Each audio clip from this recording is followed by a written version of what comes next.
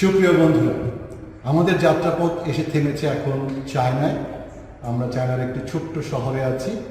এখানে আমরা এসেছি রোটেক্স বাংলাদেশের সাথে কিছু আমাদের যে প্রজেক্ট, গ্রিন প্রজেক্ট, সেটার কিছু মেশিনারিজ দেখা এবং আরেকটি ফ্যাক্টরি ভিজিট করা, যেটি ইন্টারলাইনিং প্রোডাক্ট তৈরি করে এবং সেটা কীভাবে তারা করে, এবং অনেক বড় একটা project, really almost 600-700,000 square feet. সেটা আমরা দেখলাম। এমনকি ওই বড় প্রজেক্টটাও গ্রিন হতে পারে কিনা সেটাও আমাকে দেখতে বলা হয়েছে, সেটাও আমি দেখলাম। আমার সাথে এসছেন আমাদের রফিকুজ্জামান ভাই। Was very enthusiastic. I am so grateful and privileged and honored that he brought me here. The place that we are in right now, it is a 1,000 years old education center in China. When I was young, we are talking that if you want to be educated, go to China, right? So that China I am in right now, and this is a classroom. You can see. It's a classroom. This is where the student sits and teacher talks. So it's a layer. It's under. This is a mountain city, and it's layer by layer. There's a different kind of class, small class, big class, and I think this is one of the biggest class that we have. And he is the founder of this school, and I feel good because the education, the science, the mathematics, that all started somehow in China.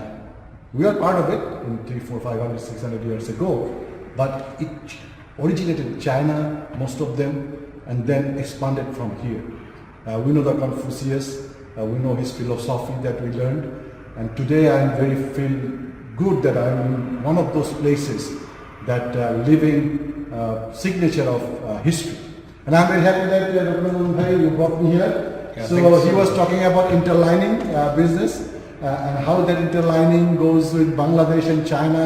China was the biggest interlining exporter, but we are working with them to do something, and that I think you can tell us. Yeah, thank you so much. Actually, yes. Now is in biggest manufacturing hub in Bangladesh, in China, interlining and other manufacturing unit. But we think about the China worker and others facilities. Everything is going up. And so near future, what they think about their industry. So we suggest to all of my science friends who are producing interlining, they should come to Bangladesh, and Bangladesh should be the next hub in the interlining manufacturing. And my friend, Mr. Leo, and hope he also near future join with Bangladesh with Rotex. Yeah, sure. Okay, so he is Leo. Even in this situation, I just visited his factory. Wonderful setup. There's 3-4 different shade. Biggest shade is almost 450,000 square feet, and they have one robotic warehouse, and they have a land for another 3-4 building like the first one. So it will be a very good, huge, ultra modern interlining factory. We have close tie with them. We do product for them, they do product for us. So it's like a team working in Bangladesh and in China.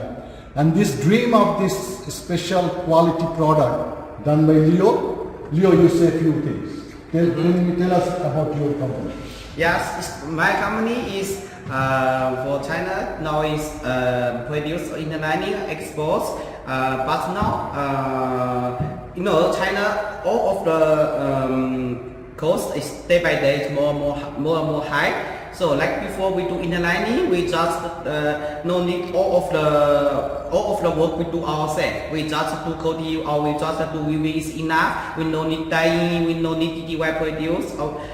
But now day by day competition is more high, and also like Bangladesh, like Vietnam, the cost is getting more cheap than China. So in China, if now we not going out fast, we will be out of the market.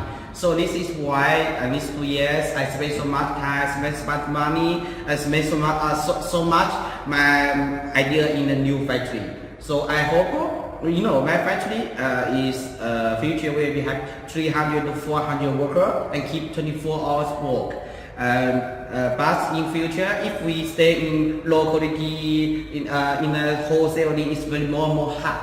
So my dream is in future, like my factory, I can do high quality with good customers big brand, we can keep long time relationship. But we also plan in future. I always talk with my team, my unique big plan in 10 years, 15 years, we will be not stay in China.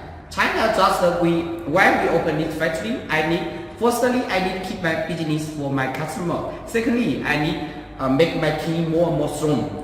All of the produce have good team. Weaving have good team, dyeing have good team, coating have good team. So one day, if China cannot produce, I want to move. No matter Bangladesh, Vietnam, East, any country. Okay, I have team, I go.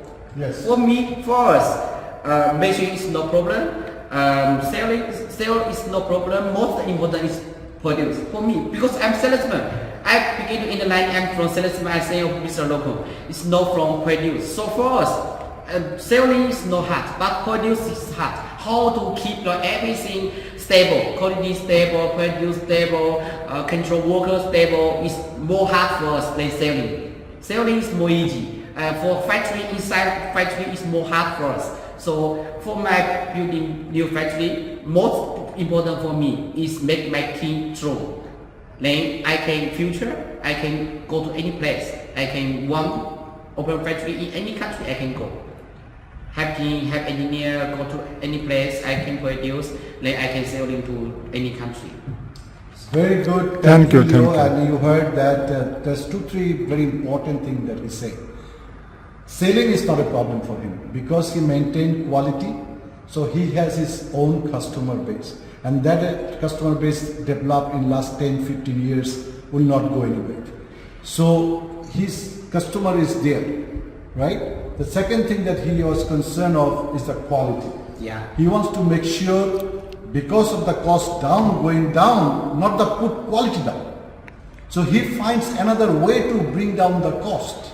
What he did, the first he tried to up-to-date or optimize the system that we just saw today, right? He gonna use the boiler, like a coal power boiler, right? That they're gonna power the entire oiling, that oil they're gonna use to stubble heating for interlining process. That's a huge investment, but it is a huge sustainable way of doing it. And because of the stable temperature of the oil, the product will be much better. Another thing that they're going to do, they're going to put all green energy at the rooftop. So it will be almost like a net zero project, right? That's why I'm here.